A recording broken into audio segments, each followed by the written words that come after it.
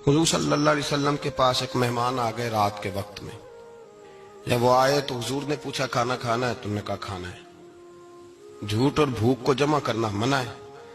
کہا جی کھانا ہے.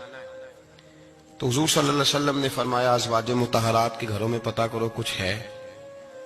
حضرت ام سلمہ کے گھر میں پتہ کیا تو کہا یا رسول اللہ 4 دن سے روٹی نہیں پکی. حضرت زینب سے پوچھا تو کہا حضور کئی دن سے چولہا ہی نہیں جلایا. حضرت عائشہ صدیقہ، حضرت میمونہ، حضرت سودا، تمام گھروں سے بظاہر یہ 2 جہاں کے شاہ ہیں پر پاس کچھ رکھتے نہیں. 2 جہاں کی نعمتیں ہیں ان کے خالی ہاتھ میں. ہر چیز ہے پر فقر اختیاری ہے. کوئی شے نہ ملی. تو نبی پاک صلی اللہ علیہ وسلم نے مسجد میں اعلان کیا، فرمایا کون ہے جو میرے مہمان کو روٹی کھلائے؟ ان لفظوں کا حسن کوئی حسن والا ہی سمجھ سکتا ہے.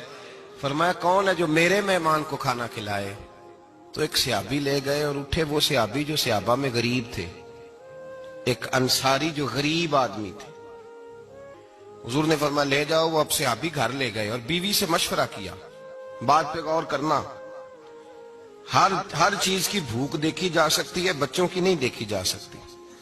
وہ انصاری حضور کے مہمان کو گھر لے گئے، جا کے بیوی سے مشورہ کیا. کہا بھلی مانس گھر میں کچھ ہے؟ تو اس نے کہا تھوڑا سا بچوں کے لیے کھانا رکھا ہے. بچوں کے لیے. بچے تو بزدل کر دیتے ہیں، بچے تو آدمی کو بزدل کر دیتے ہیں، بچے تو مار دیتے ہیں، کلیجہ پھٹ جاتا ہے بچہ بھوکا ہو تو، نیند ہی نہیں آتی.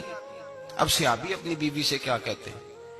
کہتے ہیں بچوں کو بہلا کے سلا دے، اور رسول اللہ کے لیے نہیں، رسول اللہ کے مہمان کے لیے. بھئی نبی پاک کے لیے نہیں، حضور کے. تجھ سے در در سے سگ اور سگ سے ہے مجھ کو نسبت. میری گردن میں بھی ہے دور کا پٹکا تیرا، تجھ سے در در سے سگ سگ سے ہے مجھ کو نسبت. لمبی بات ہے. بچوں کو سلا دو.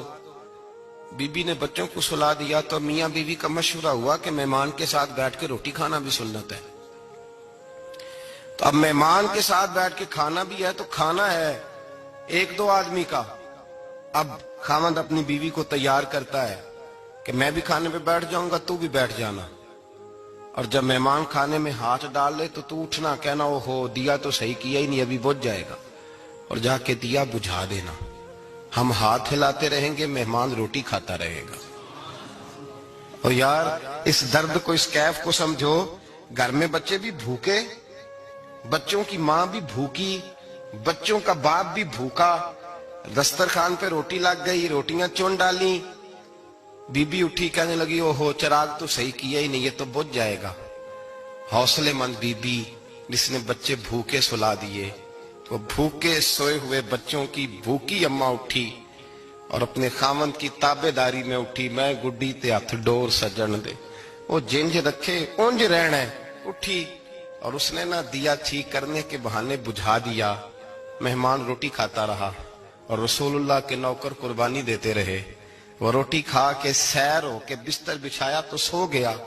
یہ میاں بیوی ساری رات بچوں کی طرف دیکھتے رہے اور غور کرتے رہے اور راضی رہے کہ ہم نے حضور کا فریضہ نبھایا ہے. قربان جاؤں محبوب پہ، بے خبر ہو جو غلاموں سے وہ آقا کیا ہے. وہ صحابہ وہ اگر قربانیاں دیتے تھے تو جو اعزاز ملتا تھا وہ بھی بڑا شان والا ہے. صحابی کہتے ہیں میں فجر کی نماز پڑھنے مسجد آیا، پہلا قدم رکھا تو میرے کریم بولے. حضور نے فرمایا رات جو تو نے اور تیری بیوی نے عمل کیا ہے خدا کو بھی بڑا پسند آیا ہے، محمد مصطفیٰ کو بھی بڑا پسند.